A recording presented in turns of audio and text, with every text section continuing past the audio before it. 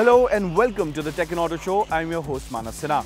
Now in this action-packed episode we have a lot of things to talk about. So without wasting any time, let's start right off by showing you a glimpse of what we have lined up for you in the next half an hour. This week we get to stride the latest Royal Enfields in town. Check out how good really is the OnePlus 6T. And ask, do smartphones with keyboards really make sense anymore? So yes, all of that is coming your way, but we are going to start off by talking about the Royal Enfield twins. Now what these are new 650cc motorcycles coming from Royal Enfield called the Continental GT650 and the Interceptor 650, which has finally been launched in the Indian market. Well, we got our hands on them in Goa to find out more.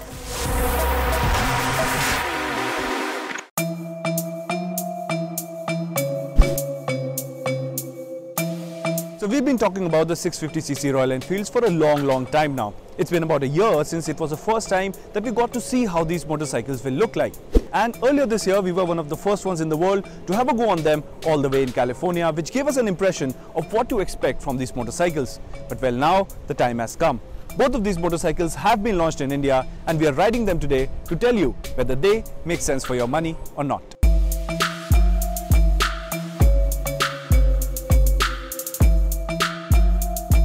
Starting off with what is arguably the best part about these motorcycles, which is that engine.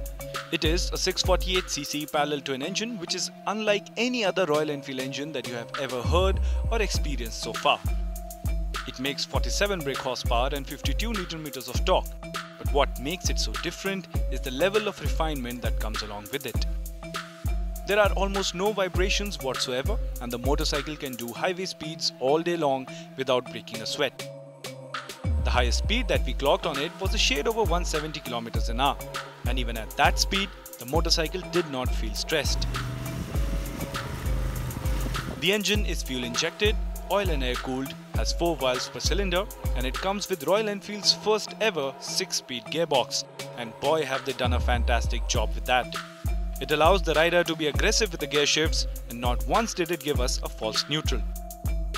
Overall, the drivetrain is happy to get along no matter how you ride these motorcycles.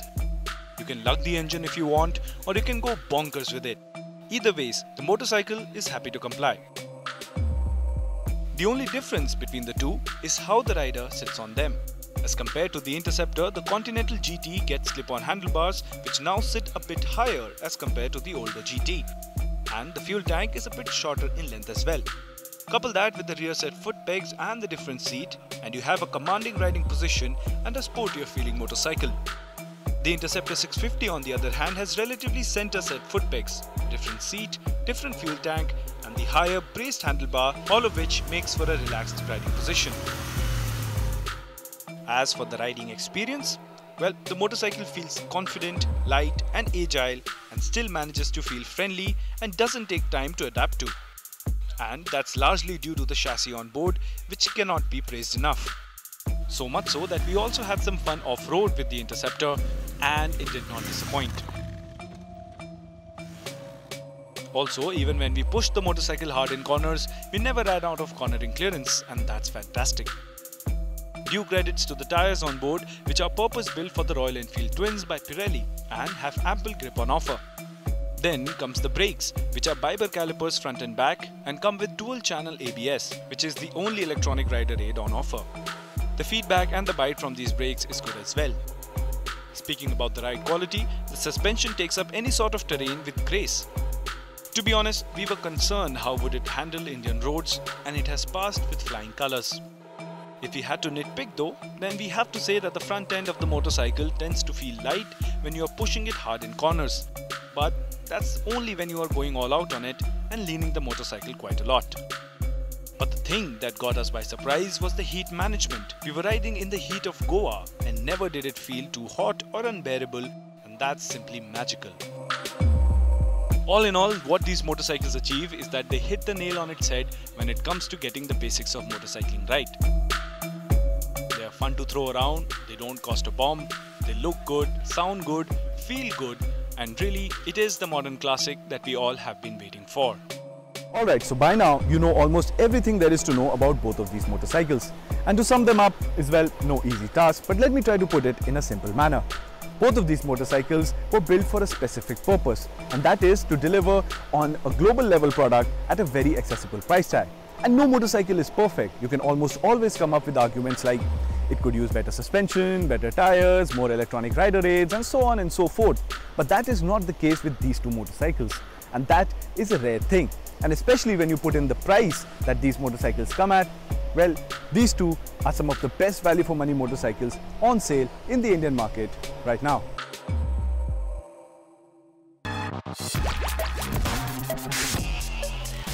Now, who doesn't want to have a smartphone experience? But here's the thing, if you want to have that experience, lately you have to spend about 60,000-70,000 rupees or maybe even more than ₹1,00,000 rupees to get yourself that experience. But here's the thing, OnePlus, which used to be called as the flagship killer, has become a bit of a flagship in its own right. And now they've come out with the OnePlus 6T. Now, Vishal spent some time with that device and he says that it is perfect for almost everyone, but there's a catch.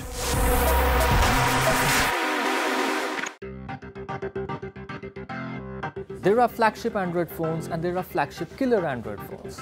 OnePlus started out its journey many years ago as a flagship killer Android phone maker. Very subtly, it made the transition to being a flagship phone maker. Its newest phone, the OnePlus 6T, walks straight down that path. We tell you how.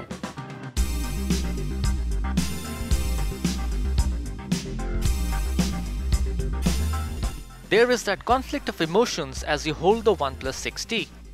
It feels petite, and the shine adds a nice luster, and you really want to be gentle with it. Yes, this is a very well built phone. The unique contoured lines and angles at which the light reflects off the back panel is a sight to behold. But for someone who's a bit finicky about keeping the thing spotless clean, this glossy black finish accumulates fingerprints far too easily. This is the largest ever display in a OnePlus phone. The notch cutout has also been redesigned as is significantly smaller than before.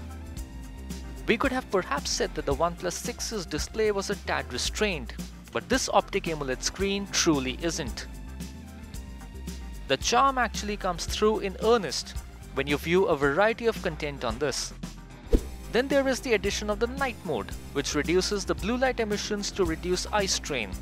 Quite handy in a dimly lit room or just before you're about to hit the bed. The OnePlus 6T runs what is called the Oxygen OS 9 software. There are a lot of refinements for performance, better battery life and security. We are still sitting the fence on the new navigation gestures though. The advantage is that you get more screen space to play with, but at the same time, you need to get used to specific gestures for various different tasks.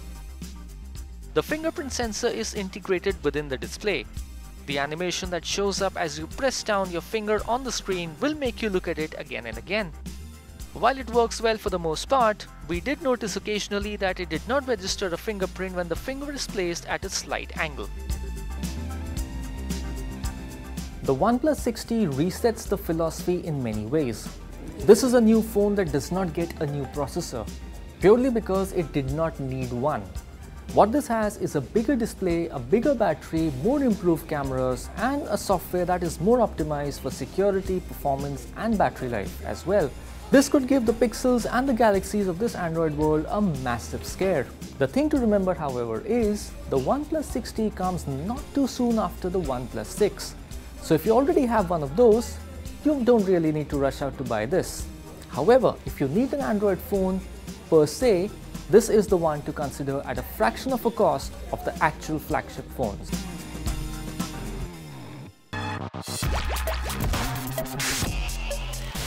So the festive season is upon us, and what that means for us auto lovers is that there are a lot of cars that get launched in the Indian market. And Datsun wants to have a share of that action as well, as they have now come out with the refreshed version of the Go and Go Plus models for the Indian market. And they say that it now offers better value for money than before. Well, we decided to put that claim to test.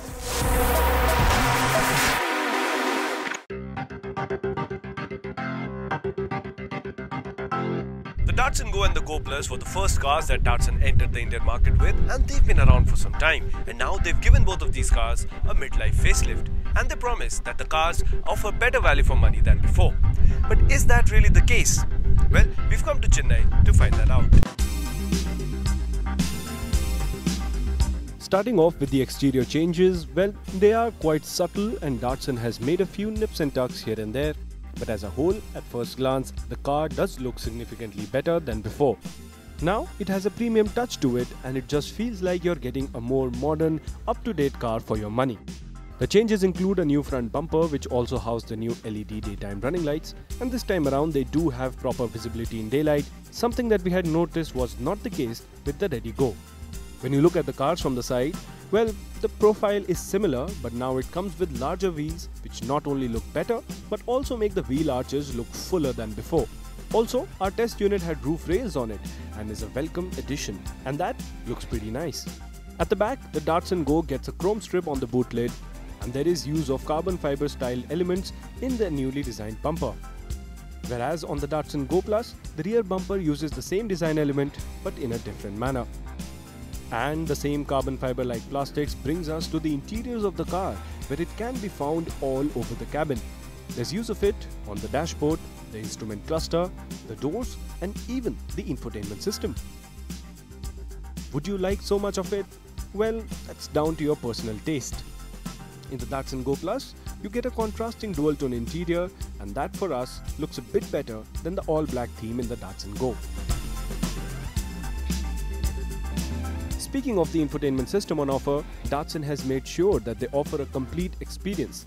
The touch feedback is great and the overall design is fantastic and easy to use. That's not it, the infotainment system also supports Bluetooth, Apple CarPlay and Android Auto. And that's a fantastic addition for the users. However, we did wish that some of the exposed metal and the OBD port was concealed a bit better, especially since the port is in white and really sticks out like a sore spot. If you can unsee that, well, the design of the cabin is one of the best in the segment. Now, one of the best things about the Datsun Go remains to be the boot space on offer, which is one of the best in its segment. But when you come to the Datsun Go Plus, well, things are a bit different. As you can see, there is a seat over here. Now, Datsun says that this is a 5+2 seating arrangement, so it is best for kids, not really for adults. But in case you do want that boot space, well, you can push this one down and have that boot space for you. Keep in mind though that the last row of seats do not lie down flat, and there will be some intrusion into the boot space. Now coming to the driving experience of both the cars, well, both of them are powered by the same engine, which remains unchanged to the previous generation. It is a 1.2-litre 3-cylinder unit that makes 68 PS of power and 104 Nm of torque and comes with a 5-speed manual gearbox. The engine is peppy and fun to push around and is apt for everyday commuting, and we have no complaints about it. But when it comes to the cabin insulation, well, we wish it was better, as the engine sound creeps into the cabin, making it sound more stressed than it actually is. The gearbox is decent at best, but what really stands out is the drive quality, as the suspension setup is bang on for city roads and potholes are managed gracefully. The driving ergonomics are comfortable and the 180mm ground clearance helps as well. But most importantly, Datsun is now offering ABS, dual airbags and rear parking sensors as standard across variants. So to wrap up both these cars, well, they are definitely better value for money than before and feel more up to date with the market. Yes, some things could have been better here and there, but all of that goes for a toss when you throw in the price of these cars, which to say the least is impressive. And because of which, both these cars become serious contenders for your money and deserve to be looked at before your next purchase.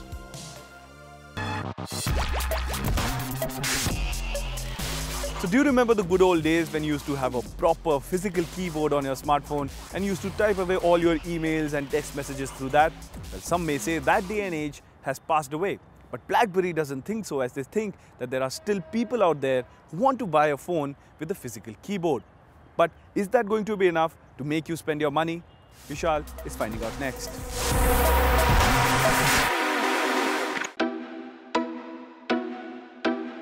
Blackberry branded phones with a touchscreen and a QWERTY keyboard have a long history. A few months ago we reviewed the Key2, which looked quite utilitarian, but it did the job. Now here we have a spin-off, it's called the Key2 LE. This also blends a touchscreen with a QWERTY keyboard. On the face of it, not much has changed, but it has, and we tell you how.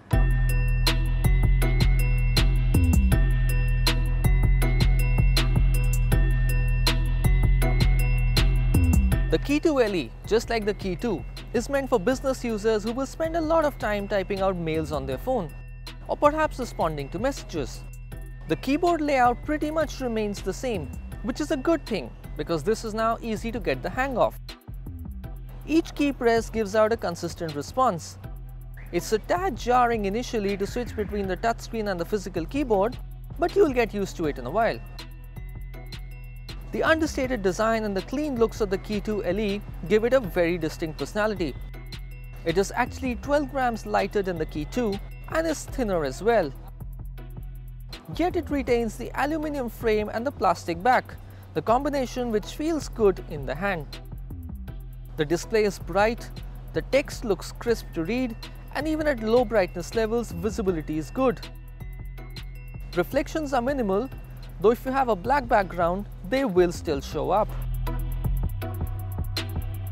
We have observed that the Key2 perhaps fell a bit behind other Android phones in its price range as far as the Qualcomm Snapdragon processor it ran, the Snapdragon 660, was concerned. The Key2 LE will have to suffer through the same train of doubts as it runs the Snapdragon 636 processor. In terms of the architecture, both the chips are largely the same, but the 636 has a lower clock speed and slightly less powerful graphics, not that this is a gaming phone anyway. The Key2 LE is no slouch in terms of performance, but it will not be a powerhouse either. The Key2 LE, as it turns out, is everything that the Key2 was, perhaps even a bit more. Surprisingly, it's a bit less as well at the same time. It's all very confusing till you actually see the price tags. The Key2 LE sells for just less than 30,000 rupees. The Key2 is still selling for around 40,000 rupees on various platforms. The question still remains, do you really need a QWERTY keyboard in a phone as we head into the end of 2018? That's a question for you to answer, but the Key2 LE on its part does the job.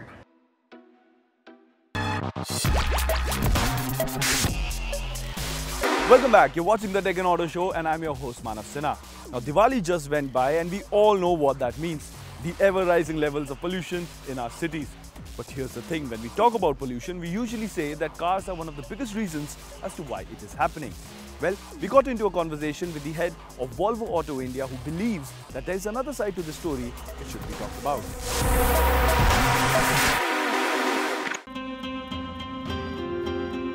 Hello, my name is Charles Frump and I'm the Managing Director for Volvo Cars here in India, and I'm here today to raise awareness about air quality levels in India. To be honest, terrible. Clearly a lot of these, the air quality problems are faced, mostly in some of the big cities, but you see, that this is actually a wider spread phenomenon all over India. So we see some, in addition to, pollutants from internal combustion engines, we also see it from fire burning and many of and pollutants from various sources. So it's become not just an urban problem, but a bigger problem in general. What we've done is we've really focused on the people that are the real mind changers in this country, which are the children. And so we're going out to schools, and we're doing events where kids can learn, what is air quality index? What can I do to protect myself and my family from poor air quality? We're doing do-it-yourself air quality improvement kits in these sessions, and I think it's really going to have a big influence. Basically, that filters out over 90% of the PM 2.5, the very small particles that cause this air quality to be poor in outside the car. You can take the AQI, the air quality index, inside the car versus outside the car, and when you sit in the car, you start it, and immediately it just starts to drop very, very quickly down to a safe level. We are a Swedish company, and I think that as we take that clean air for granted, but we also want to make sure that that Swedish quality air is an opportunity for everyone to have, especially here in India. we're talking about a paradigm shift when you're going from internal combustion engines to electrified engines. And one thing I really appreciate is the government's focus on this. So taking the leap from BS4, completely skipping a BS5, I think is a great initiative. In fairness, I think people like to take some pot shots at the government on these. I think we need to really help them, to work with them to understand what are the options, how do we bridge a gap between internal combustion engines to electrification. But I really appreciate the fact that they know where they want to go, and that is very much in line with our vision as well. I think it's fantastic, and you know, the vision of India having a huge number of electrified cars on the road, or 100% electrified cars on the road by 2030, is very much in line with our vision to have 1 million electrified cars on the road globally by 2025. So I think that this, from a Volvo perspective, is very positive, and we look forward to working with the government to figure out, you know, what are the steps to get there, because we would like to be, I think, a guiding star for other auto manufacturers in making this great vision of India happen. So Volvo is a brand that has always been and will always be a leader in safety.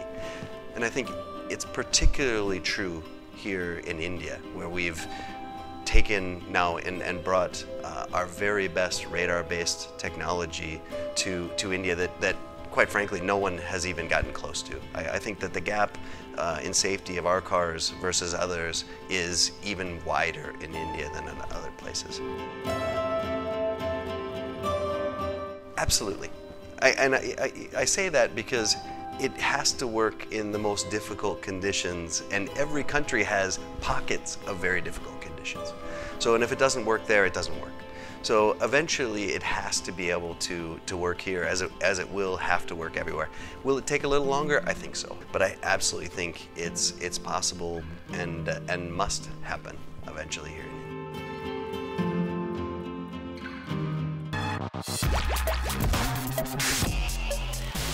And with that, we come to the end of this edition of the Tech and Auto Show.